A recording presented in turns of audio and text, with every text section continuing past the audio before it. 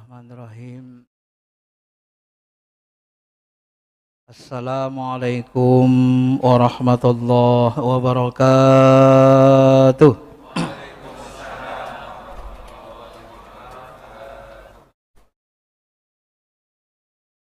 Innal hamdalillah nahmaduhu wa nasta'inuhu wa nastaghfiruh wa na'udzu billahi min syururi anfusina wa min sayyiati a'malina. Allahumma salli ala sayyidina habibina syafi'ina wa maulana Muhammadin wa ala alihi wa sahbihi ajma'in, amma ba'. Ma'asyiral muslimin, bapak-bapak, ibu-ibu yang dirahmati Allah Subhanahu wa taala. Alhamdulillah, mari kita bersyukur. Ahyana, Allah telah menghidupkan, membangkitkan kita kembali. Ba'dama amatana, sesudah tadi kita tidur lelap. Dijadikannya malam sebagai tempat atau waktu untuk istirahat, agar jasmani kita bisa kembali beribadah, mengabdi kepada Allah Subhanahu wa taala. Bapak Ibu yang dirahmati Allah Subhanahu wa taala, pada pertemuan yang lalu kita sudah membahas bahagian dari hijab-hijab menuju Allah dalam buku Mishkat Al-Anwar, cahaya di atas cahaya. Tafsir detail terhadap surah An-Nur, surah 24 ayat 35. Allahu nurus samawati wal ard. Allah itu nur. Salah satu sifat Allah yang langsung secara lafziah dikaitkan dengan lafaz zat. Allah itu kan nama zat. Yang langsung dikaitkan dengan nama zat adalah kata nur. Allahu nurus samawati wal ard. Secara tekstualnya, Allah itu cahaya langit dan bumi. Kalau Ar-Rahman alal arsyistawa, Ar-Rahman di situ bukan lapas nama zat, tapi masih nama sifat, yaitu Ar-Rahman. Alal arsyistawa. Berbeda dengan Allah, langsung nama zat. Allahu nurus samawati wal ard. Allah itu adalah cahaya, sumber cahaya langit dan bumi. Nah, apa makna cahaya? Imam Al-Ghazali mencoba menafsirkan ayat ini secara lebih detail. Cahaya itu beliau pahami, tafsirkan adalah sesuatu yang membuat kita bisa memandang, sesuatu yang membuat kita bisa melihat, terlihat. Ya. Apabila sesuatu itu terlihat, maka itu tandanya dia cahaya.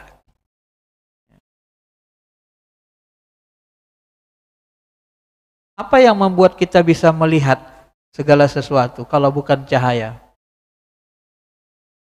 Beliau, ya cahaya. Kalau tidak ada cahaya, maka tidak akan ada yang terlihat. Gelap. Maka yang membuat sesuatu itu ada, yang membuat sesuatu itu terlihat, nyata, terpandang, itu satu-satunya adalah cahaya. Cahaya bagi level awam, kata beliau, adalah seperti benda bercahaya, lampu ini. Kemudian cahaya bagi awam itu adalah cahaya indranya, mata kita. Mata kita ini kan termasuk cahaya. Dia memberikan petunjuk, cahaya mata. Dia membuat segala sesuatu terlihat. Ini makna awamnya. Maka dalam pandangan awam, cahaya itu adalah indera mata. Tetapi dalam pandangan khusus orang khos, cahaya itu adalah ruh atau akal yang melihat. Ya. Beliau menjelaskan, apa kelemahan cahaya mata? Cahaya mata ini, Bapak Ibu yang dirahmati Allah, dia tidak bisa melihat dirinya sendiri. Coba lihat mata kita dengan mata kita. Bisa nggak terlihat? Nggak sanggup. Jadi mata itu tidak punya kemampuan melihat dirinya sendiri. Melihat yang di luarnya dia bisa, melihat dirinya dia tidak mampu. Dia tidak dapat melihat yang terlalu dekat atau terlalu jauh. Maka salah satu kenapa Allah itu tak terlihat oleh mata, karena dia terlalu akrab. Aqrabu ilaihi min hablil warid. Zatnya Allah itu memiliki sifat seperti sifat cahaya, meliputi langit dan bumi. Nanti kita jelaskan rincinya. Dia tidak bisa melihat yang terlalu dekat atau terlalu jauh. Ini kelemahan indera mata, cahaya mata. Kita pakai kacamata, ketika kita melihat jam, lampu di depan kita, kita nggak melihat kacanya lagi. Karena terlalu dekat. Ya. Terlalu jauh, nggak bisa kita lihat. Kemudian kelemahan indera mata, cahaya mata itu tak bisa melihat di balik hijab. Itu di balik dinding itu nggak bisa kita lihat. Di sana mobil kita parkir, tapi dari sini nggak terlihat karena terhijab oleh dinding. Nggak bisa lagi kita lihat. Ini kelemahan orang yang mengandalkan hanya cahaya mata. Mengambil ilmu dengan menggunakan kekuatan indera, dia sangat terbatas. Banyak kelemahannya. Ya. Cahaya mata juga hanya bisa melihat permukaan. Dalamnya nggak bisa. Nih, mouse ini. Kita lihat permukaannya. Dalamnya kelihatan nggak? Nggak kelihatan. Kelemahan cahaya mata. Cahaya mata juga punya kelemahan, hanya mampu menjangkau sebahagian. Sebagian saja, nggak bisa semua dia lihat. Nah, ini kelemahannya. Ya. Kita lihat jam itu, dia hanya depannya saja kelihatan, belakangnya nggak kelihatan sama kita. Ini kelemahan cahaya mata. Maka di dalam beragama bertuhan, tidak bisa hanya mengandalkan kekuatan fisik mata untuk melihat kenyataannya. Tidak bisa, karena dia terbatas mata ini. Kemudian cahaya mata juga tidak bisa melihat yang tidak terhingga. Sesuatu yang tak terhingga tak bisa dia lihat. Ya.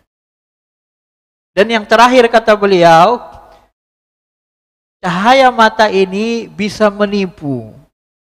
Sesuatu yang besar terlihat kecil sama dia. Bulan besar enggak, Pak? Coba Bapak lihat kalau bulan purnama, kecil enggak jadinya?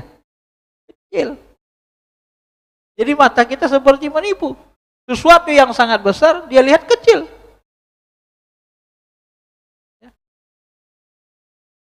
Bahkan kadang-kadang, kalau kita naik mobil, dari kejauhan kita lihat itu ada seperti air kan. Naik mobil kita ada kelihatan seperti air, aspal itu. Kalau kita dekati, ada nggak air di situ? Nggak ada. Jadi indera mata itu bisa menipu. Itu kelemahannya. Maka orang-orang khawas dia akan mencari cahaya di atas cahaya. Dia tidak hanya mengandalkan indera mata untuk mengenali Allah. Dia lanjut. Maka dia gunakanlah indera akal. Nah, akal kata Imam Al-Ghazali lebih layak disebut cahaya daripada mata. Kenapa? Karena akal ini lebih kuat kemampuannya. Yang 7 ini itu bisa dijangkau oleh akal yang tak bisa dijangkau mata.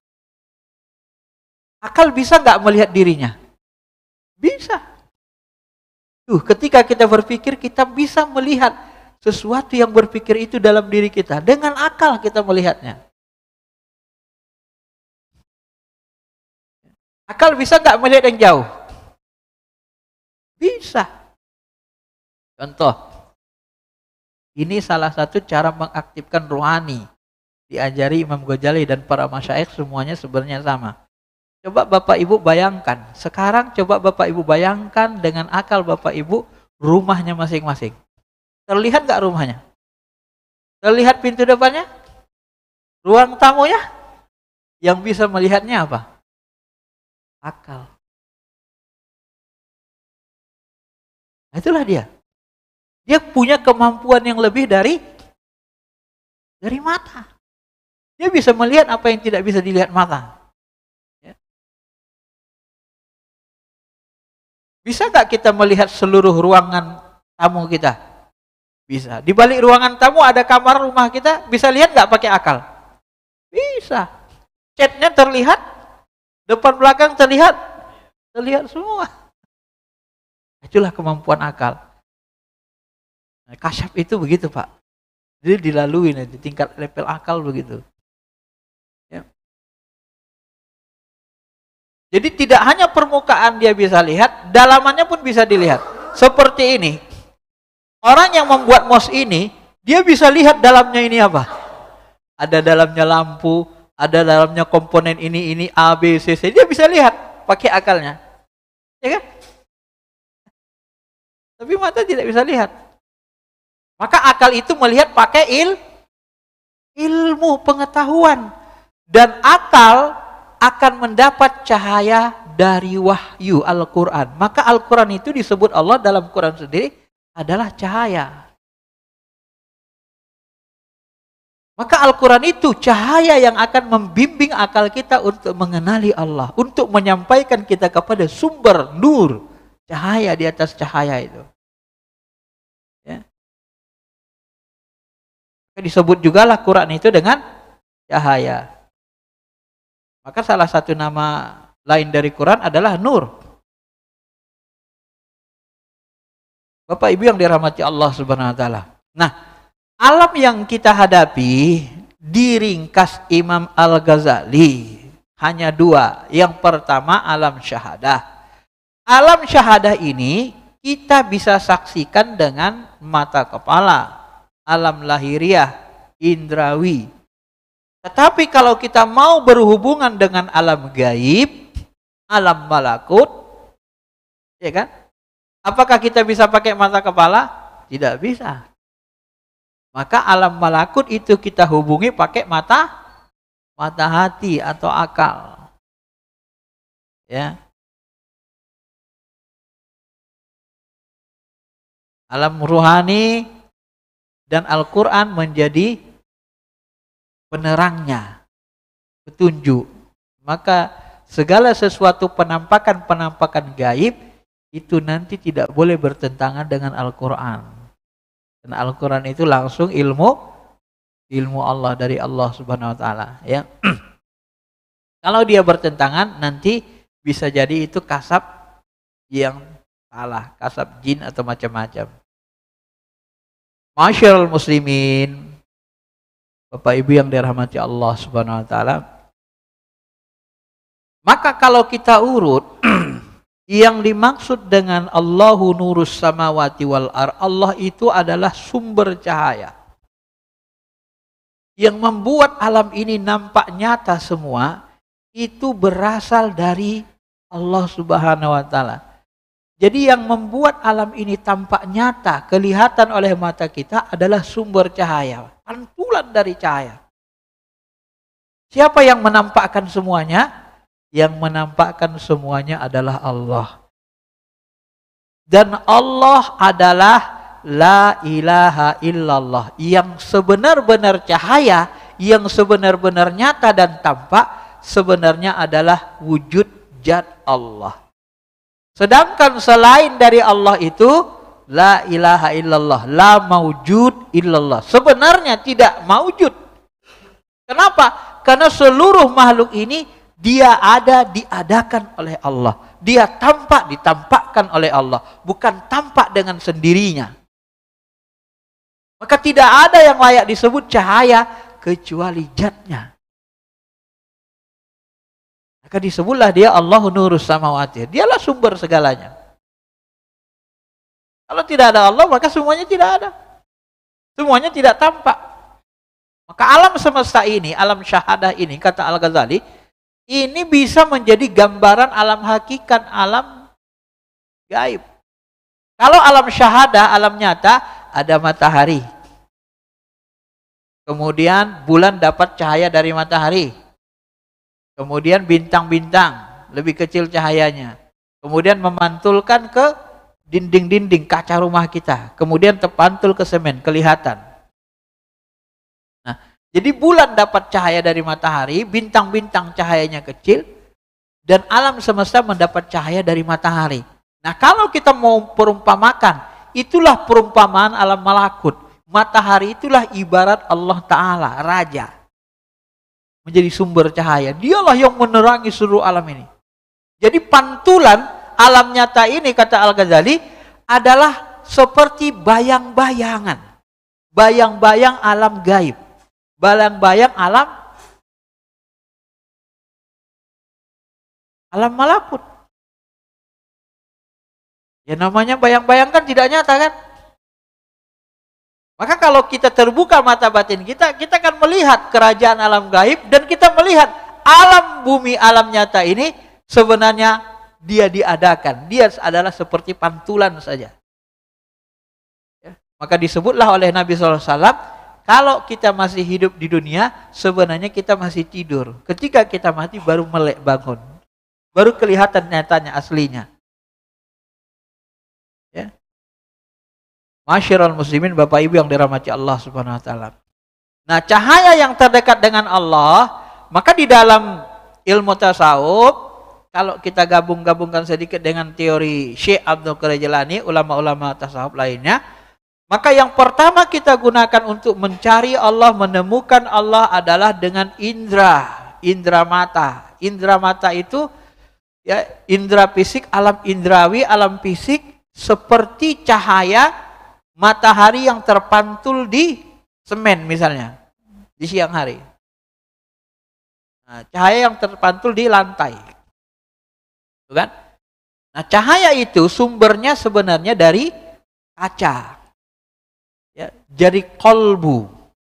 Nah, setelah kita menggunakan kekuatan indera kita untuk memahami kebesaran Allah, maka masuklah kita ke dalam, ke kolbu, untuk menemukan sumber cahaya. Berlapis-lapis, nur ala nur. Nah, setelah kolbu kita, baru masuk ke fuad, mata hati. Ya. Semakin kita dekat dengan sumber cahaya, cahaya yang di semen pantulan dari kaca, cahaya yang di kaca itu pantulan dari cahaya bulan, maka kita ke bulan. Cahaya bulan itu dapat dari matahari langsung. Itulah perumpamaannya. Yang dimaksud dengan nur ala nur, yang dimaksud dengan miskat dan seterusnya itu. Dipahami oleh Imam Al-Ghazali. Apa maksudnya, Pak? Dijelaskan beliau begini.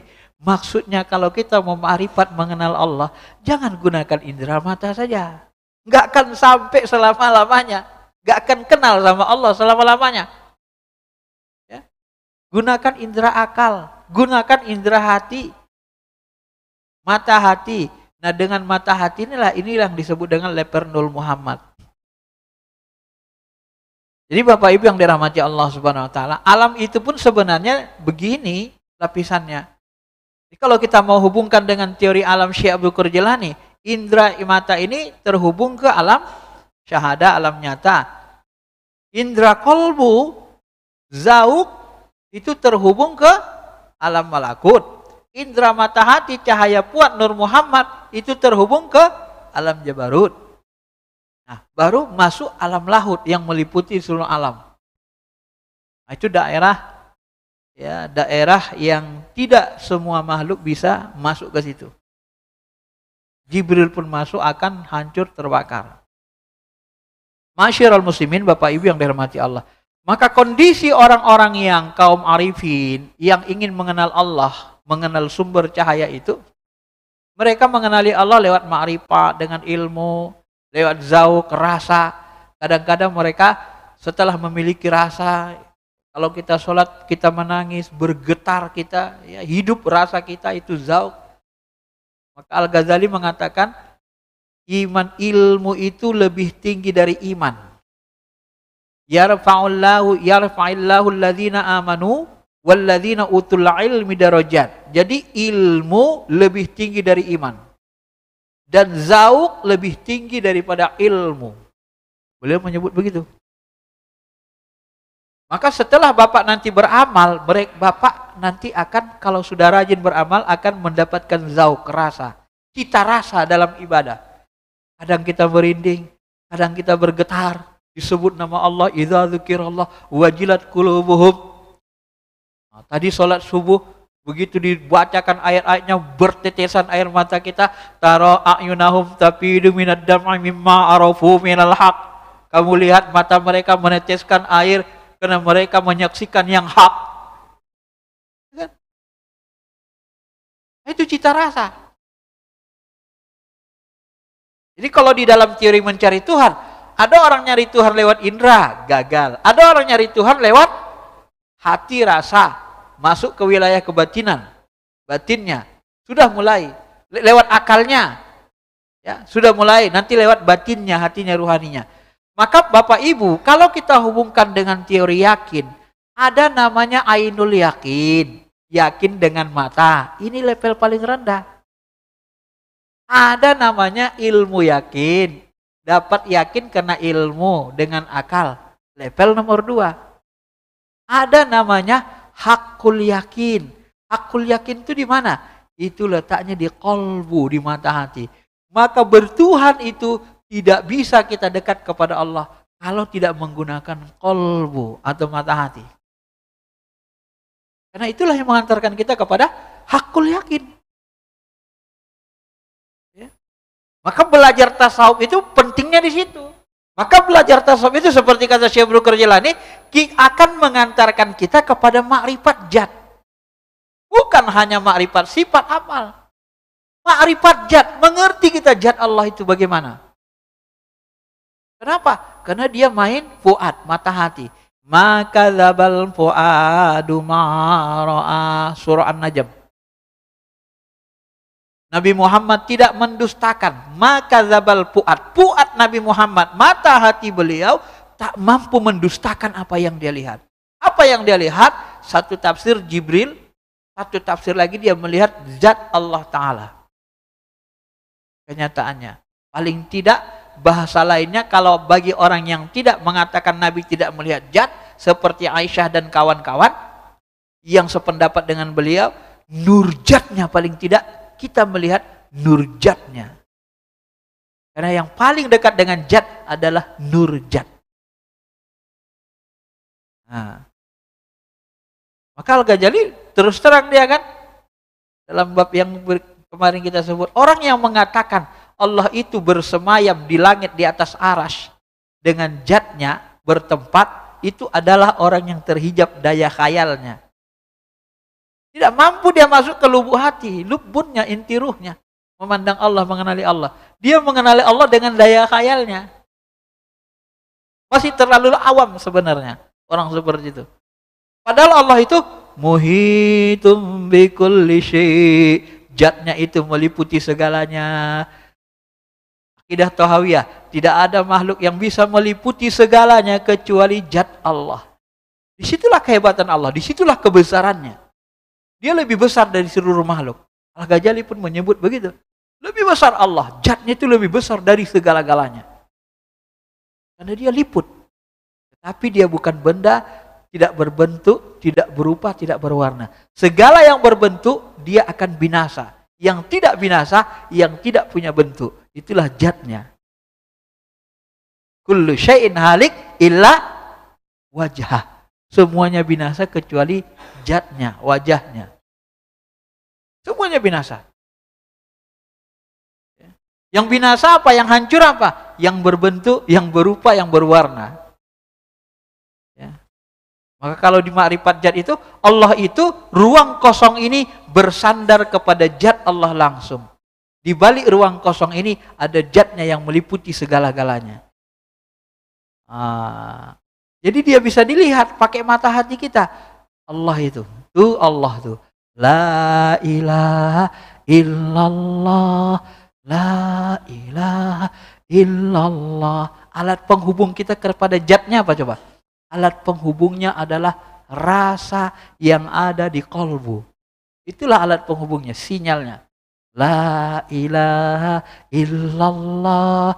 La ilaha illallah. Semakin bersih hati kita, semakin kuat cita rasa, gemetar dalam hati kita. Semakin kuat getaran di dalam hati kita. Tapi dia tidak boleh ditunjuk pakai tangan. Karena kalau ditunjuk pakai tangan, dia bertempat. Dan dia tidak bertempat. Karena dia tidak berbentuk, tidak berupa, tidak berwarna. Itu ilmu ma'rifat zat. Ya. Masyarul muslimin, Bapak Ibu yang dirahmati Allah Subhanahu wa taala. Maka kata Imam Al-Ghazali, orang-orang arifin itu kadang-kadang mereka lagi tawaju, lagi berzikir. Mereka hubungkan hatinya, ruhaninya kepada Allah sampai nanti hilang kesadarannya. Sampai nanti akalnya tak lagi mampu berpikir. Dia hanya menggunakan mata hatinya menyaksikan Sang Maha Cahaya. Pada saat itulah kadang-kadang muncul syubhat. Anal haq, anal haq, anal haq. Akal tidak berfungsi. Pada saat akal tidak berfungsi, orang yang dalam syubhat, nah ini orang yang nggak ngaji fikih, yang ilmu fikihnya tanggung pun gampang kali menyesatkan orang sufi. Rufi al-qalam salas. Ada 3 orang yang diangkat pena, yang dianggap tidak berdosa, yang mereka bebas dari syariat. Boleh tidak melaksanakan syariat. Siapa itu? 3 hal itu. Yang pertama al-majnun. Orang gila. Jangan paksa orang gila untuk sholat. Anda termasuk orang gila, maksa orang gila sholat sama puasa. Yang kedua siapa? As-sobi, anak-anak. Bayi, anak umur 1 tahun, 2 tahun, belum mumayyiz, dipaksa sholat, dipaksa puasa, jangan. Yang memaksanya, yang tidak memahami syariat ini sebenarnya yang kurang akal. Masa anak umur 1 tahun, 2 tahun dipaksa puasa, sholat? As-sobi. Siapa lagi? An-naim, orang yang tidur. Hatta yastaiqid, sampai dia bangun. Orang tidur, orang kalau ketiduran, tiba-tiba bangunnya jam 9 pagi. Boleh nggak sholat subuh? Boleh, langsung aja sholat. Nggak usah pakai niat kodo-kodo. Kenapa? Karena tidak disengajanya itu.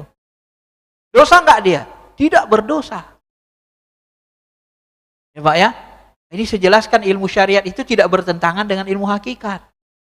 Nah, orang-orang yang ketika dia munajat tidak lagi menggunakan akalnya. Akal itu tingkat 2 kan?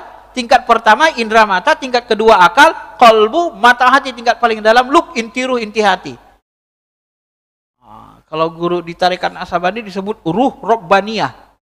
Ruh robbani. Nah, itu yang bagian dari nurjat dalam hati kita. Nah, kalau sudah sampai ke sana, kita tidak memandang apa lagi. Diri kita pun nggak sadar kita, nggak terpandang kita lagi. Yang ada hanya nur ala nur, sumber cahaya dia.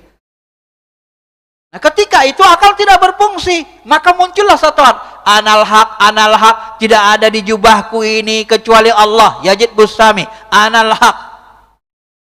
Al-Hallaj. Ya. Kata Al-Ghazali di dalam kitab ini, seolah-olah ittihad, seolah-olah nyatu sama Allah, tapi bukan nyatu. Yang benar adalah dia mabuk. Maka orang mabuk hilang akal. Orang yang dalam kondisi syubhat itu tidak dibebani syariat. Termasuk orang yang mati suri. Mati suri 2-3 hari. Gak wajib sholat Pak. Jangan Bapak bilang dia masuk neraka gara-gara gak melaksanakan syariat. Wong mati suri. Jangan Bapak bilang dia sesat gara-gara dia masuk kondisi panah. Dia tak menyaksikan apapun kecuali Allah Ta'ala. Nanti udah sadar dia kembali ke dirinya, baru dia sadar bahwa dirinya Allah. Maka tidak boleh berlama-lama di situ. Kalau Al-Ghazali mengatakan orang yang berlama-lama di kondisi panah tidak mampu kembali ke dirinya, ya, itu orang yang belum mahir di alam ma'rifat. Seperti Al-Hallaj, belum terbiasa. Seperti Syekh Siti Jenar, belum terbiasa. Kalau benar riwayatnya ya. Bagi orang yang sudah mahir, terbiasa, dia bisa bolak-balik. Tapi bagi orang yang baru merasakan cita rasa itu, dia panah, anal haq, dia nggak kena syariat. Maka ada orang mengatakan itu sesat karena dia tidak paham ilmu hakikat dan tidak dalam ilmu syariatnya. Padahal syariat membolehkan kan? Semua orang yang hilang akal, apakah dia bentuknya gila, tidur hilang akal, mati suri hilang akal, kondisi fana dalam tawajuh, dalam zikir hilang akal, boleh ninggalkan syariat. Paham? Nah, jadi orang yang mengatakan orang-orang seperti itu sesat, sebenarnya dia tidak paham ilmu syariat dan tidak memahami ilmu tasawuf. Mati suri 3 hari. Bolehkah meninggalkan sholat? Boleh kan? Orang mati suri kok. Ya sama derajatnya dengan mati suri. Orang yang panah itu, Pak. Nah, itulah yang dijelaskan Imam Al-Ghazali ya. Di dalam pengantar cahaya di atas cahaya. Jadi menemui Allah itu tidak bisa hanya menggunakan indera mata. Apalagi hanya menggunakan indera khayal. Makin lemah juga kan. Jadi kita jelasin di bawahnya. Maka manusia itu menyaksikan Allah, orang-orang yang makrifat dia akan menyaksikan Allah menyertai seluruh ciptaannya. Maka muncullah perkataan, aku melihat sesuatu, Allah ada sebelumnya. Ini sudah pernah kita jelasin.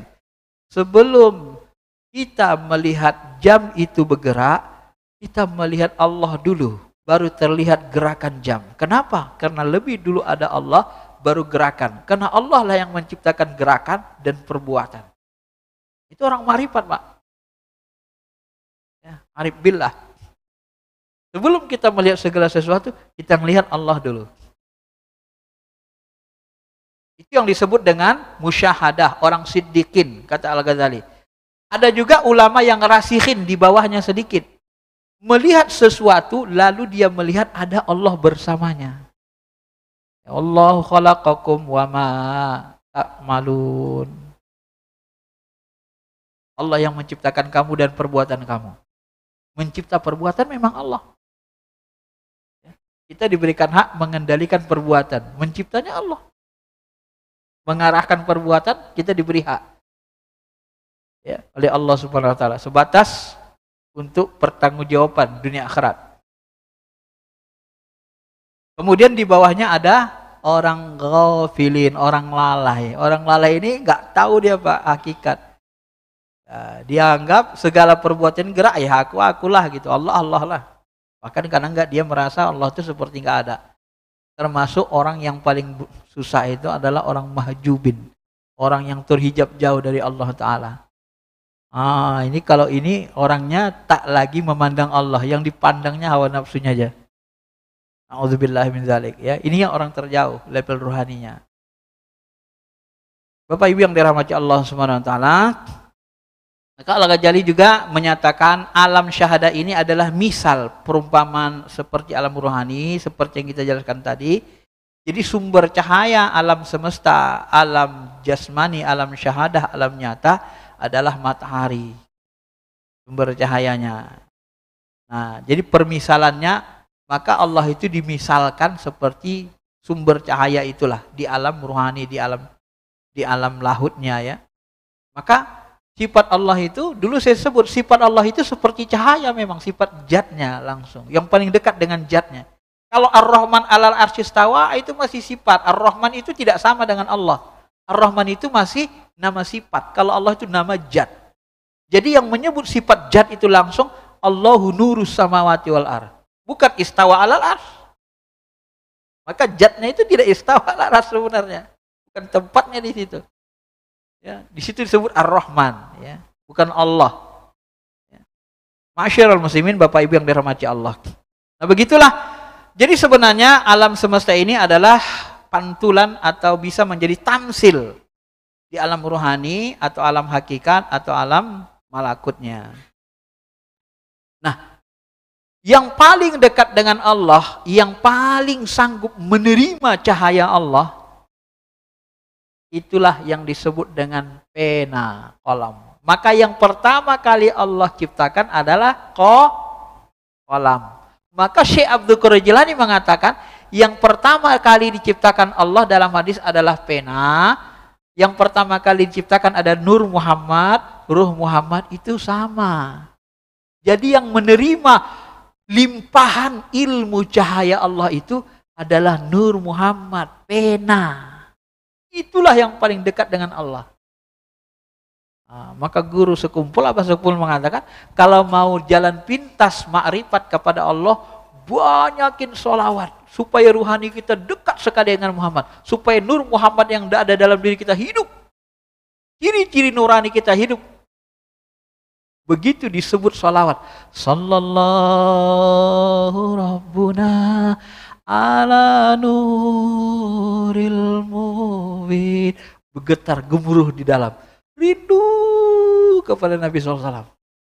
Itu ciri nuraninya hidup. Coba aja Pak, ya, pasti kita itu menggemur di dalam itu, rindu kepada Nabi Muhammad SAW. Hakikat nurnya itu. Maka hakikat nur itu makhluk yang nur, yang jasadnya, yang bentuknya nur, yang cahaya matahari tidak bisa mengurai bayangannya, itu hanya jasad Nabi kita Muhammad SAW. Dan jasad yang bisa sampai ke Sidratul Muntaha dekat dengan zat Allah, hanya jasad Nabi Muhammad SAW. Maka disebut dalam riwayat, ketika Aminah melahirkan Nabi Muhammad, dia selalu bermimpi, melihat di alam ruh, di alam mimpi, yang masuk ke rahimnya itu adalah cahaya, bukan makhluk. Dia selalu melihat cahaya yang ada di rahimnya, bukan benda. Qad ja'akum minallah kitabau wa nurim bumin. Sungguh telah didatangkan Allah kepada kalian kitab yang nyata. Sungguh telah didatangkan Allah kepada kalian nur, cahaya. Muhammad itu Muhammad, wa kitabum mubin, dan kitab yang nyata, Al-Quran. Jadi Allah sendiri menyebut Muhammad itu dengan nur. Maka orang yang mengingkari teori Nur Muhammad, sebenarnya dia tidak mengetahui alam hakikat. Pasti nggak belajar alam hakikat. Dia menolak itu. Al-Qurannya jelas. Qad ja'akum minallahi nur. Sungguh telah Allah datangkan kepada kalian nur. Wa kitabum mubin, dan kitab yang nyata. Nur di situ Muhammad, Nur Muhammad. Kitabum mubin itu Al-Quran. Jelas ayatnya sebenarnya. Hadis-hadis hanya penopang saja kan. Belum lagi tafsir sufistik itu.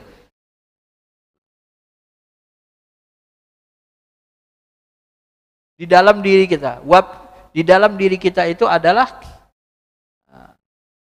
ada Rasul. Rasul di situ dimaksud adalah Nur Muhammad. Itu salah satu indikasi bahwa teori Nur Muhammad sangat kuat sebenarnya, Pak. Maka setelah pena, baru Lauh Mahfuz yang menampung tulisan pena, baru masuk ke tangan kalam. Nah, itulah untayan perumpamaannya. Jadi semakin dekat kepada Allah, semakin dekat dengan sumber cahaya. Dan yang paling dekat dengan sumber cahaya itu pena.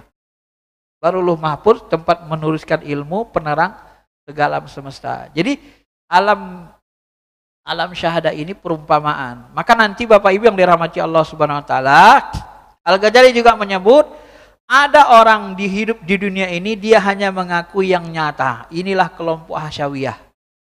Ini kelompok materialistis, tak mengakui yang batin. Ada orang yang mengaku yang batin, aliran batiniah, tak mengakui keberadaan yang nyata. Tetapi orang yang sempurna adalah yang mengakui keduanya. Inilah yang disebut dengan orang yang kamil ilmunya. Syariat setara, bersinergi dengan hakikat. Karena kalau tidak bersinergi, Pak, maka nanti akan terjadi penyimpangan. Penyimpangan puncak kebodohan kata Ghazali itu apa? Orang yang mempelajari hakikat tapi nanti ninggalkan syariat, nggak sholat. Ini puncak kebodohan. Orang yang sholatnya sholat batin, udah sholat Pak, sudah. Kapan sholatnya? Ya tadi kan waktu eling itu sholat. Nah ini nggak boleh ditiru. Ya, termasuk orang yang salah paham dengan hadis, Allah tak membutuhkan amal soleh kita. Kita masuk surga bukan karena amal soleh, tapi karena rahmat Allah, menyalahgunakan pemahamannya. Ya, ini termasuk salah satu puncak kebodohan, kata Al-Ghazali. Maka Al-Ghazali ini dikenal dengan ulama tasawuf yang menggabungkan ilmu syariat dengan hakikat. Ya. Nah, salah satu beberapa contoh bahwa misal-misal yang ada di dalam hadis, perumpamaan-perumpamaan dijelaskan Al-Ghazali. Misalnya ada hadis, malaikat tidak akan masuk ke rumah yang ada anjing dan gambar. Apa maksudnya itu? Kata Al-Ghazali, maksudnya malaikat tidak akan mendekati hati-hati mukmin yang berisi anjing-anjing kemarahan. Karena anjing-anjing kemarahan itulah yang menjadi penghalang dekatnya. Ini makna sufistiknya, inilah makna. Jadi simbol jahir itu ada di simbol batin, kata Al-Ghazali. Termasuk ketika Nabi Muhammad mengatakan, khuliqa Adam ala suratih. Adam itu diciptakan Allah ala suratir Rahman, seperti bentuk Ar-Rahman. Bukan bentuk Allah zatnya, bentuk Ar-Rahman. Maksudnya apa? Surah Nabi Muhammad, surah Nabi Adam itu adalah miniatur alam semesta. Miniatur alam. Jaga raya. Nah, itu salah satu makna kiasannya. Karena semua kebanyakan ini perumpamaan-perumpamaan Nabi itu ada dia makna. Kalau bahasa Imam Ali, kata Al-Ghazali, Al-Quran itu punya makna batin, punya makna jahir. Ya, ada makna jahirnya, ada makna batinnya. Jadi makna jahirnya begini, lapasnya makna batinnya seperti ini. Termasuk ketika Nabi SAW mengatakan, aku melihat Abdurrahman bin Auf itu merangkak masuk ke surga. Apa maksudnya itu? Makna batinnya, iman itu menarik kencang ke surga, sementara Abdurrahman bin Auf disibukkan dengan urusan dunia, urusan harta. Orang-orang yang terlalu sibuk dengan urusan harta, dia akan terganjal untuk kencang masuk ke dalam surga. Paham? Itu maksudnya. Logis kan? Orang-orang yang terlalu sibuk di urusan harta ini, sehingga dia melupakan Allah, itu menjadi penghalang, pengganjal dia untuk cepat masuk surga. Nah, itu yang dimaksudkan itu, kata Al-Ghazali. Ya. Yang terakhir, simpulan dari cahaya ini, inilah dia bertingkat-tingkat. Ya. Ada cahaya indrawi, itu yang disebut dengan mishkat. Kemudian ada cahaya khayali, kata beliau. Ya, cahaya khayali ini daya khayal. Maka saya sebut tadi, orang yang mengatakan Allah di atas aras zatnya itu terhijab daya khayalnya. Dia menghayal itu sebenarnya. Ya. Berhayal karena dia gak kenal sebenarnya sama Allah. Pengenalannya tidak sampai ke makom zat. Nah, kemudian di atas khayali imajinasi masuk akal. Akal itu nur, cahaya. Cahaya di atas cahaya. Cahaya indra, cahaya khayali, cahaya akal. Ya. Kemudian masuk cahaya pemikiran. Ya. Sinkronisasi pohon zaitun. Yang terakhir ruh suci kenabian. Cahaya Nur Muhammad atau pelita-pelita. Maka nabi-nabi dan rasul selain Nabi Muhammad itu juga dianggap beliau sebagai pelita. Ya, itu pelita. Itu yang dimaksud dengan nur ala nur atau perumpamaan miskat, kaca, pelita yang dalam Al-Quran disebut surah An-Nur itu pohon zaitun yang kalau hati Nabi Muhammad dia nyaris bercahaya walaupun tidak disentuh. Karena Nabi Muhammad itu sangat dekat sama Allah dan dia menjadi sumber cahaya. Dan salah satu cahaya itu ada di balik akal namanya zauq, rasa, cita rasa. Itulah yang digunakan untuk mendekati Allah Subhanahu wa taala. Saya kira itu makna cahaya pengantar di buku ini yang telah dijelaskan di bagian satunya. Kalau bagian duanya kemarin hijab-hijab itu sebenarnya inti dari buku ini sudah kita jelaskan sebelumnya. Mudah-mudahan bisa dipahami dan mudah-mudahan kita bisa menggunakan indera-indera ini untuk mengenali Allah Subhanahu wa taala. Jangan hanya memadakan indera mata, walaupun indera mata itu membantu kita untuk menyaksikan kebesaran Allah, tetapi indera akal, indera hati, mata hati harus kita fungsikan untuk mencapai titik sumber cahaya yang lebih dekat kepada Allah Subhanahu wa taala. Terima kasih. Kalau ada yang mau bertanya silakan.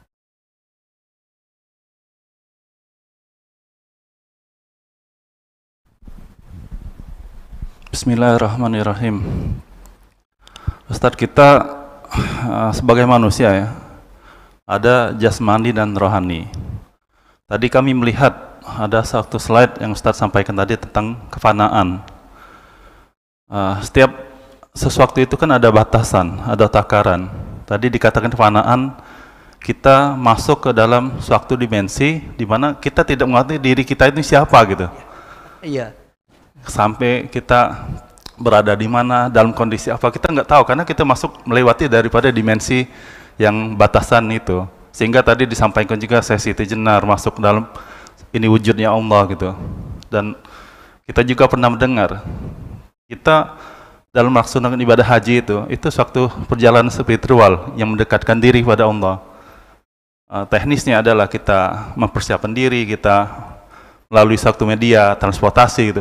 Tapi ada juga yang mengatakan bahwa saya berada di tanah suci tanpa naik pesawat pun sekejap saya ada di tanah suci. Artinya dia melintasi suatu dimensi gitu. Untuk apa ini dilakukan, Ustaz? Untuk apa dan mengapa ini harus dilakukan? Padahal kita berada dalam suatu keseimbangan dimensi jasmani dan rohani. Terima kasih. Wassalamualaikum warahmatullahi wabarakatuh. Ya.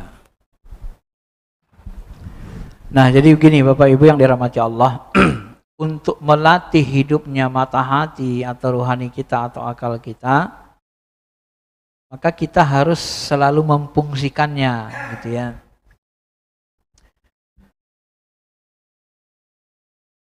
Kalau kita mengikuti thariqat, zikir-zikir yang diajarkan ulama, kalau di Naqsabandi misalnya, itu nanti ada zikir itu yang mengantarkan kita ke mati suri, mati hisi, mati tabi'i, mati-mati semua itu.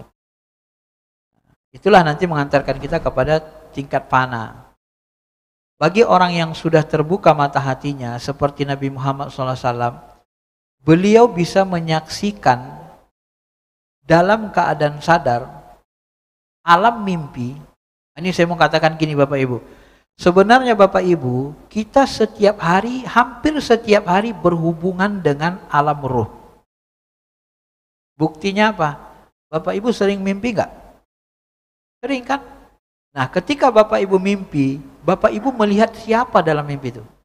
Alam apa yang Bapak Ibu lihat? Itu alam ruh. Yang kita lihat di alam mimpi itu ruh. Cuma kadang-kadang kita nggak mau tahu kan? Padahal alam mimpi itu alam ruh. Bagian dari alam ruh. Nah, bagi orang yang sudah terbuka mata hatinya, alam mimpi itu bisa dia saksikan dalam kondisi sadar, nyata. Itulah Nabi kita Muhammad SAW. Dan sebagian para wali. Itu bisa disaksikan dalam kondisi. Nah, bagaimana supaya sampai ke sana?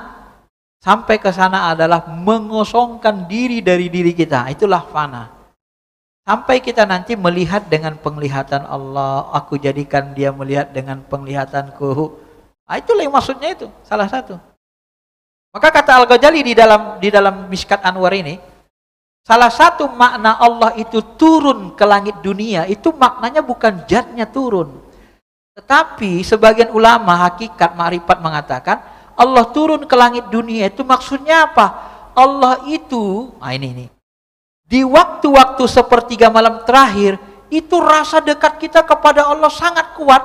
Dan pada saat itu, kita kalau belajar ilmu hakikat cepat sekali dapat. Pada saat itu kalau kita munajat itu betul-betul tangan kita, kaki kita seperti dikendalikan Allah langsung. Itu yang dimaksud dengan turun ke langit dunia. Aku jadikan matanya memandang dengan mataku, kakinya berjalan dengan kakiku. Itulah maksud Allah turun ke langit dunia. Kata tafsir sebagian ahli ma'rifat tadi. Al-Ghazali menyebut tafsirnya Pak. Jadi bukan jatnya, itu orang yang berimajinasi yang bilang jatnya. Jatnya kalau jatnya naik turun mengecil lah dia. Apa hubungannya? Allah itu maha besar. Ya. Masyiral muslimin Bapak Ibu yang dirahmati Allah. Maka kalau kita munajat ngikutin tarikat, ya kadang kita masuk ke dimensi itu. Hilang akal, hilang apa ya, diperlihatkanlah kita, diperjalankan rohani kita. Mirip seperti orang yang mati suri. Maka orang mati suri itu kalau Bapak lihat di YouTube, kadang lihat surga, kadang lihat neraka, kadang lihat malaikat, kadang lihat orang disiksa di neraka. Itulah yang mati suri tadi. Karena ruhnya diperjalankan. Dan itu akan dialami orang-orang yang fana. Fana itu bertingkat-tingkat. Sampai yang fana yang paling sempurna, yang dia tadi tidak melihat lagi kecuali Allah. La maujud illallah. Kalau masih melihat surga dan neraka, itu belum yang paling tinggi, karena masih melihat makhluk. Karena yang paling tinggi itu adalah menyaksikan sumber cahaya. Bagaimana? Maka ketika Nabi mengatakan, ya, la tafakkaru fi zatillah, jangan kamu pikirkan zat Allah. Iya, karena akal pikiran tidak sanggup menjangkau zatnya. Yang sanggup menjangkau mendekati zatnya adalah fuad, mata hati, bukan akal. Maka saksikan zatnya dengan fuad, mata hati. Jangan pikirkan zatnya dengan akal. Karena akal di level 2. Nah, itu maksudnya.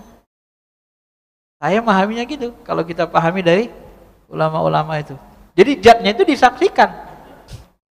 Di balik ruang kosong ini, bening. Alam bening itu alam yang paling dekat dengan zat.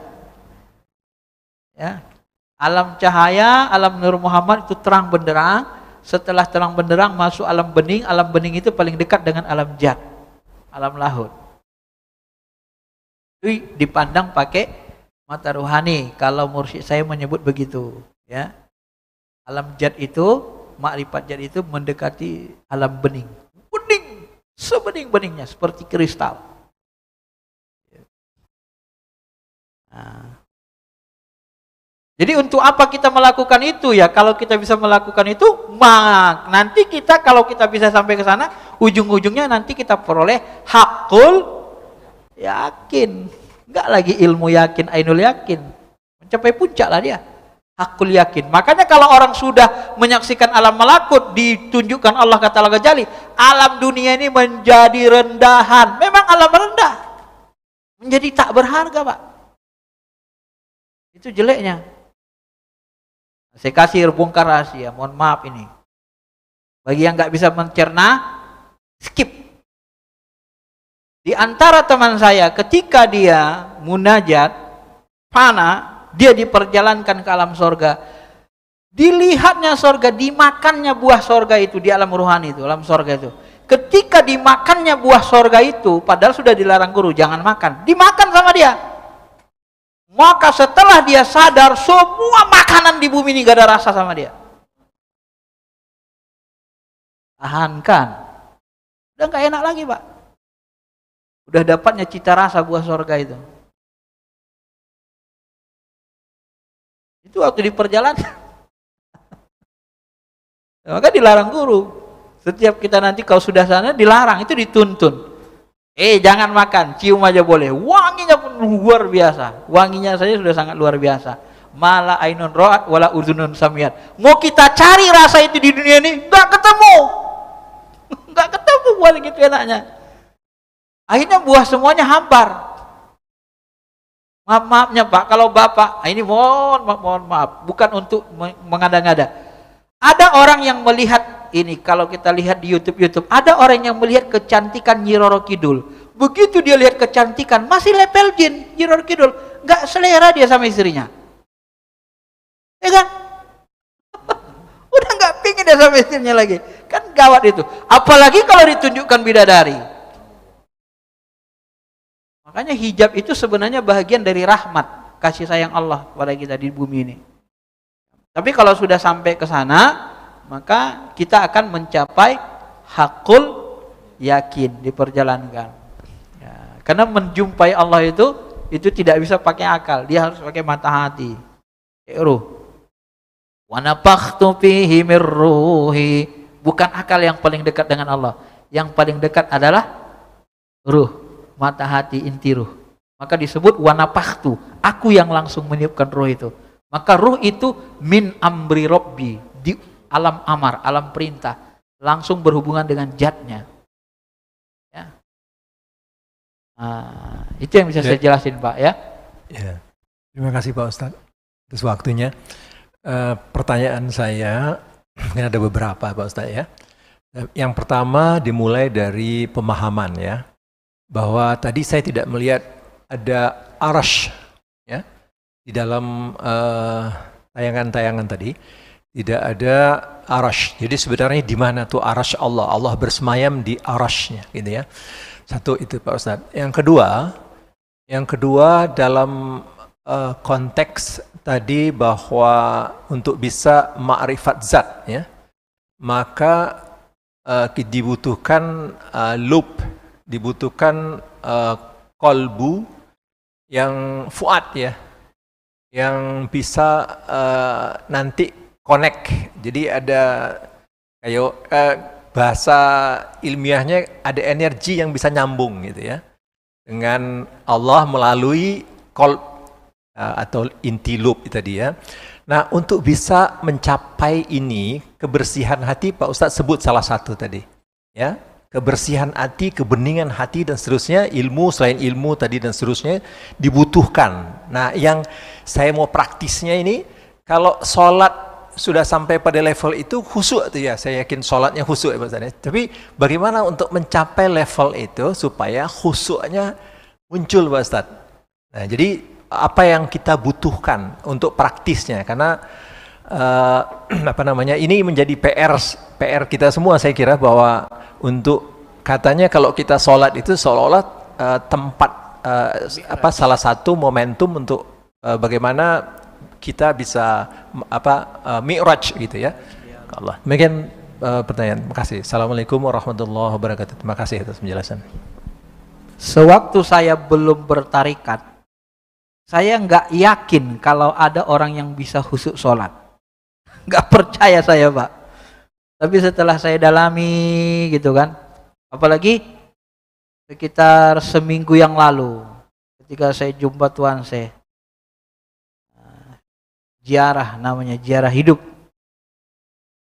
Waktu zuhur masuk, waktu asar masuk, saya disuruh jadi imam. Ya imam saya.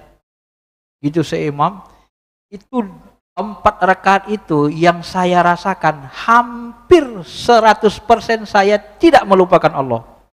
Wah, luar biasa kan? Hampir 100%, Pak. Tak lupa kita, hati kita itu nggak berpaling dari Allah Ta'ala. Itulah kekuatan rohani, mungkin dibantu guru juga kan. Kalau di tempat kita, tingkat kehusukannya tidak seperti itu. Maka belajar tasawuf tarikat itu mengenal makrifat zat, sholat kita nanti intinya puncaknya ihsan. Maka tasawuf itu ilmu ihsan. Bisa dipungkiri, itu pengalaman. Dan itu dibuktikan. Bukan omdo saja. Untuk sampai ke sana mana? Itulah yang di dalam kitab Sirr Asrar. Berbab-bab disebut. Talqin dulu, talqin zikir. Baiat dulu. Apa fungsi talqin zikir? Baiat. La ilaha illallah, la ilaha illallah. Getar di dalam itu, Pak. La ilaha. Kita ambil kalimat tauhid itu dari orang-orang yang sangat dekat sama Allah, yang memang mereka sudah bertauhid, yang memang lub inti ruhnya sudah hidup, ainul basarnya sudah hidup. Maka itu menjadi bibit unggul. Masuk ke hati kita. Kayak kita mau nanam pohon, kita pilih bibit yang paling unggul. Dapat kita bibit unggul. Jadi pekerjaan ini buat gitu. Kalau enggak, kita ngambil bibit di pasar-pasar. Ya Bapak mau nanam durian, rambutan, ngambil dari pasar yang jatuh-jatuh. Enggak jelas bibitnya. Kenapa? Karena Bapak baiatnya mengambil kalimat la ilaha illallah itu dari orang enggak jelas. Orang yang enggak hidup hatinya. Nah. Bahkan kadang-kadang kan kita enggak ada baiat. Dari mana dapat kita kalimat la ilaha illallah? Enggak tahu, dari kecil pokoknya sudah ada gitu aja kan. Ya lama hidupnya, Pak. Maka itu baiat talqin. Kemudian diawali dengan setelah talqin tobat. Kenapa tobat? Karena Nabi dalam hadis sahih mengatakan, setiap kali kita buat dosa, muncul bintik hitam di hati. Buat dosa, kalau sudah banyak bintik hitamnya, khatamallahu ala qulubihim, tutup hatinya. Gak bisa nerima kebenaran. Mohon maaf, orang yang banyak buat dosa besar, hampir bisa dipastikan dia hampir gak percaya lagi dengan kekuasaan Allah sama Tuhan. Kayak gak ada Tuhannya lagi, Pak. Kalau Bapak tidak percaya, coba alami yang saya bilang. Jauhi Allah, tinggalkan sholat, tinggalkan apa semua. Nanti habis itu Bapak tobat. Kita buktikan. Semakin jauh kita dari Allah, semakin banyak dosa kita, semakin gak percaya kita sama Allah. Iman kita itu seperti tipis-tipis dan akan menghilang. Itulah di khotam. Auzubillah.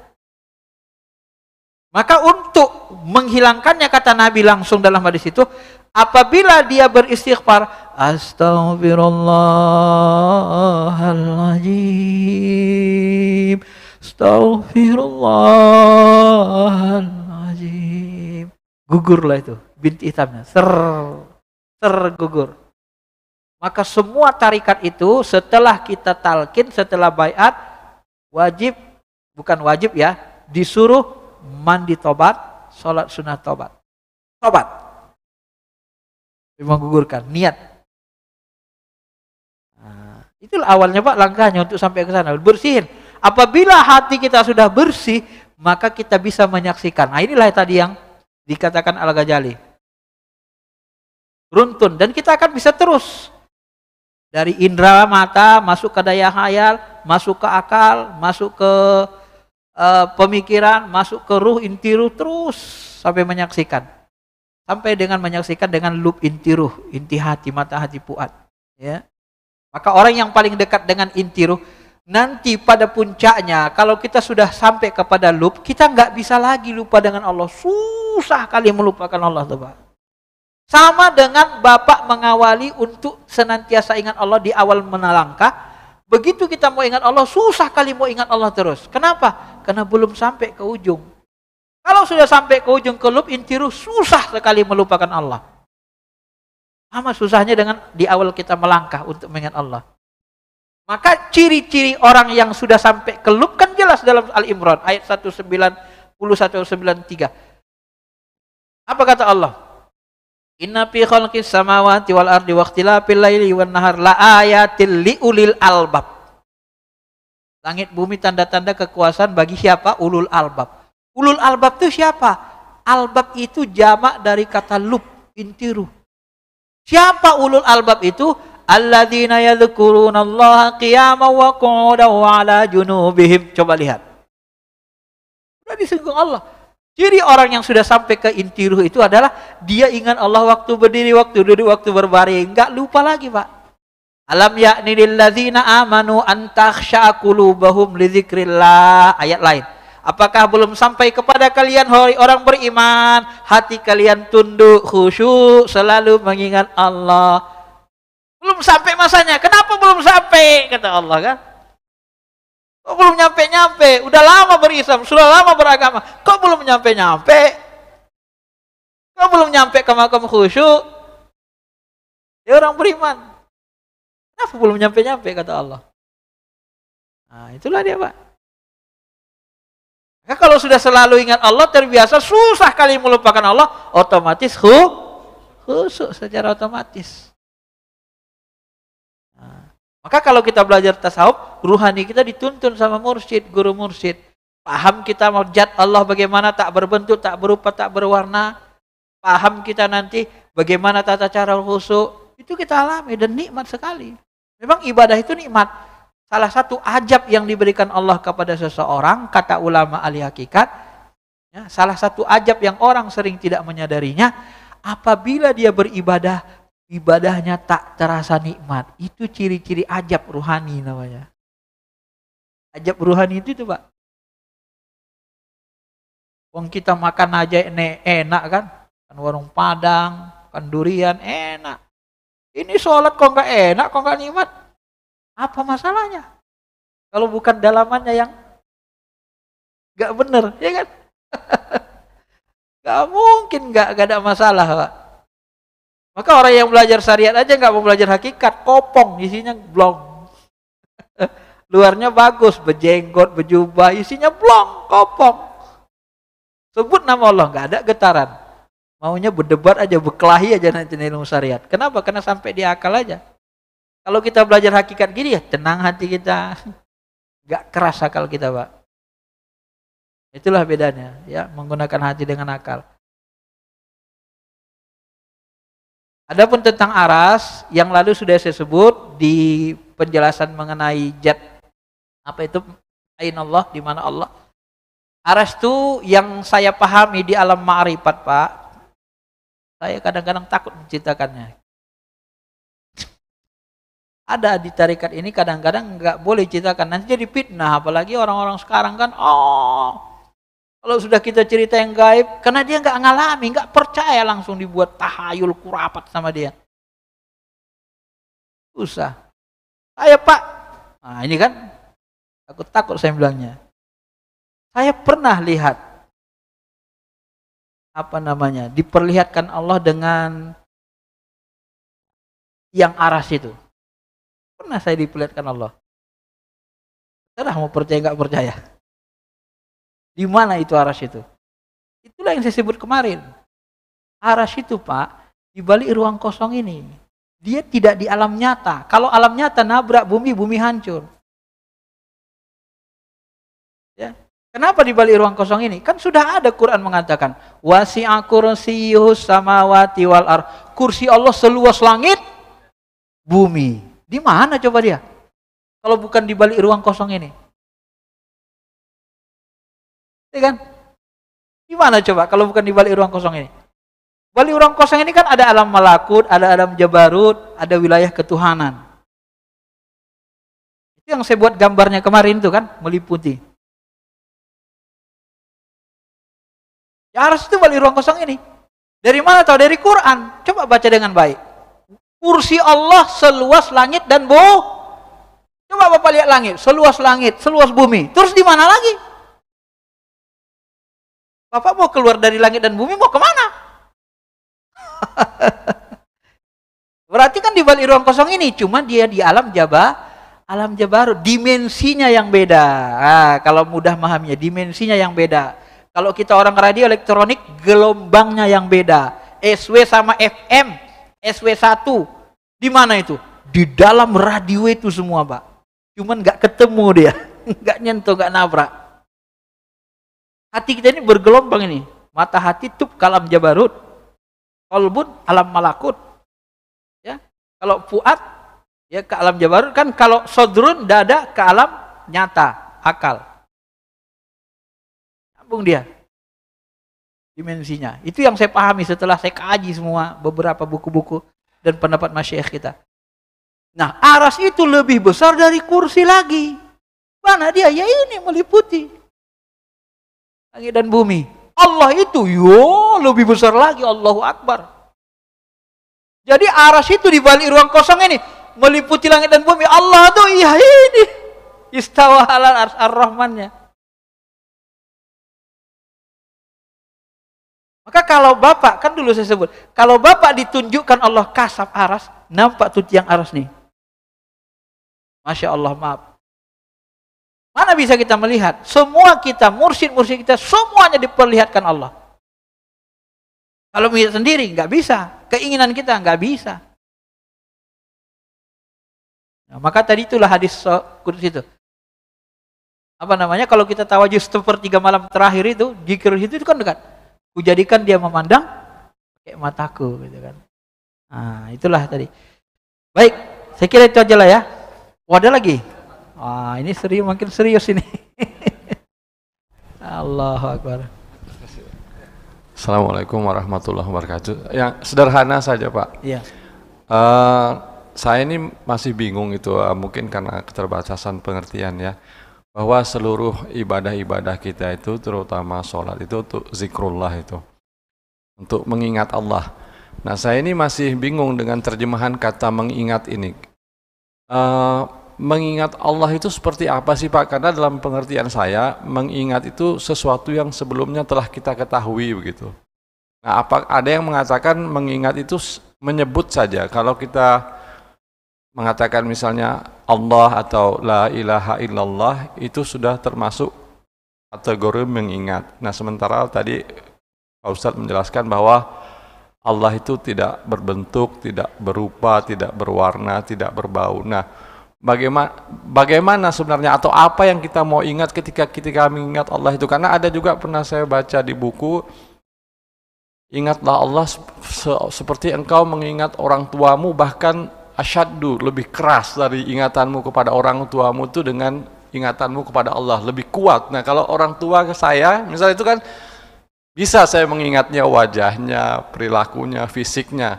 Nah, mau mengingat Allah asyaddu ini lebih keras daripada saya mengingat ayah saya atau ibu saya itu, sementara saya tidak pernah punya pengalaman seperti saya dengan ayah dan ibu saya itu. Bagaimana sebenarnya makna mengingat Allah ini yang sebenar-benarnya gitu, sehingga tidak membingungkan bagi saya terutama. Terima kasih Ustaz. Ya, kalau kita hanya mengandalkan kekuatan akal dan akal kita belum dapat pengalaman ruhani dari kolbu, dari intiru, dari mata hati, maka akal akan bingung karena dia belum pernah menangkap, belum dapat ilmu dari pengalaman dirinya gitu ya.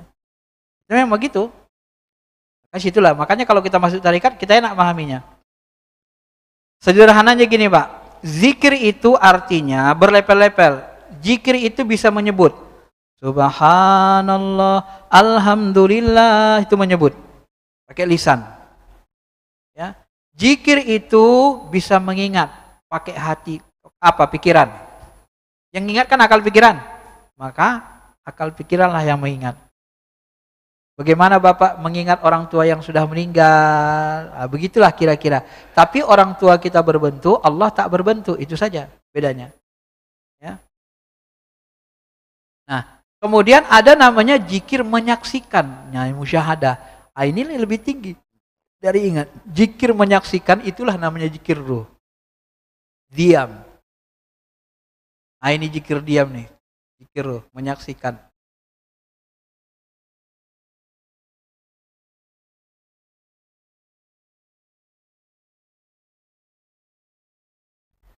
Menyaksikannya. Zikir ruh. Dan ya. Zikir menyaksikan. Zikir ruh. Jadi bermakom-makom zikir itu sampai kepada zikir sir. Maka wali-wali kalau sudah meninggal nanti didoakan qaddasallahu sirruh. Semoga Allah mensucikan sirnya. Nah, hanya ke Allah saja. Jadi begitu dia Pak levelnya. Subhanallah, zikir lisan. Libatkan hati, masuk zikir kolbu. Nikmati, zikir kolbu itu zikir rasa. Nikmati aja Pak. Subhanallah. Pandang aja hati Bapak itu. Hati Bapak itu diliputi Allah. Hati Bapak itu bisa merasakan keberadaan Allah. Bapak pandang aja diri Bapak. Karena mengenal diri, mengenal Allah nanti. Pandang hati kita tuh, rasa kita tuh. Subhanallah, alhamdulillah, la ilaha illallah, wallahu akbar. Level 2, rasakan saja, nikmati zikirnya. Ya. Level 3 nanti, rasakan. Pakai zikir loh. Allah meliputi kita. Allah selalu bersama hambanya. Dia tidak berbentuk, dia liput. Semua ini dalam genggamannya. Wallazi nafsi biyadih. Kalau Nabi sering membahasakan gitu kan. Demi jiwaku yang dalam genggamannya. Maksudnya demi jiwaku yang diliputi oleh Allah. Zatnya. Gitu ya. Maka zatnya itu kalau bahasa orang tua kita, dekat tak bersentuhan, jauh tak berjarak. Di luar logika akal dia. Itu Allah itu Pak. Saya sebut. Allah, Allah. Coba Bapak rasakan di hati Bapak. Allah, Allah, Allah, Allah, Allah, Allah, Allah, Allah. Terasa gak? Makin dekat Allah itu. Melatihnya nanti boleh kita menjerit, tapi nggak usah keluarin suara. Ya Allah, supaya rasa dekat itu muncul. Ya Allah, ya Allah, mohon ampun. Ya, ingat dosa-dosa kita. Banyak cara dikasih mursyid kita. Beda tarikat, beda-beda cara, metodologi untuk mencapai dekat kepada Allah. Dan metode itu, tarikat itu amalan puru, tujuannya nanti sholat khusyuk ihsan. Ya. Nah, maka di situ perbedaan puru itu tidak ada masalah. Tidak ada bid'ah di puru itu, Pak. Tidak ada bid'ah sesat. Kecuali Bapak bersekutu dengan jin, bersekutu dengan setan, buat jahat, baru bid'ah sesat kan? Tapi kalau ada yang dengan cara tadi macam-macam dengan zikir-zikir itu, nah itu memang kadang petunjuk Allah kepada mursyid untuk diajarkan ke muridnya. Jadi gitu, Pak. Simpulnya lagi, ringkasnya lagi, nah, coba Bapak pandang hati Bapak. Coba rasakan Allah itu meliputi segala-galanya. Hati kita itu kan memandang Allah itu. Nah, itu Allah itu kan. La ilaha illallah. Rasa bertuhan yang ada dalam hati kita itu, coba rasakan. Ruh kita itu dia sudah pernah dialog sama Allah. Tahu dia ada Tuhannya, Pak. Tidak bisa dipungkiri. Ya. Rasa bertuhan itulah rasa nurani namanya, rasa bertuhan. La ilaha illallah. Dikuatkan itu, Pak. La ilaha illallah. Jadi rasa itu punya energi. Makin melebar, makin melebar. Nah, gitu dia. Semakin kita kuatkan, semakin melebar. Cahaya rohani kita pun gitu. Semakin dekat sama Allah, semakin terang cahayanya. Dan seterusnya, dan seterusnya. Gitu, Pak ya. Bisa pahami ya? Cukuplah ya. Kira itu saja dulu. Kalau ada yang berlebih-lebihan tadi, kurang pas di hati, di skip aja, Pak ya. Ambil aja manfaatnya, karena ceramah ini sebenarnya mengajak kita semakin dekat kepada Allah Subhanahu wa taala. Mudah-mudahan Allah tuntun kita ila siratal mustaqim, ke jalan yang lurus, jalan para nabi. Para nabi-nabi yang mengenal Allah, para nabi-nabi yang sudah sampai ke alam lahud, yang mengenal alam hakikat, dan para siddiqin, orang yang selalu dibimbing Allah nuraninya, selalu berkata benar, berbuat benar, dan hatinya selalu dinaungi cahaya Allah Subhanahu wa taala. Terima kasih. Assalamualaikum warahmatullahi wabarakatuh.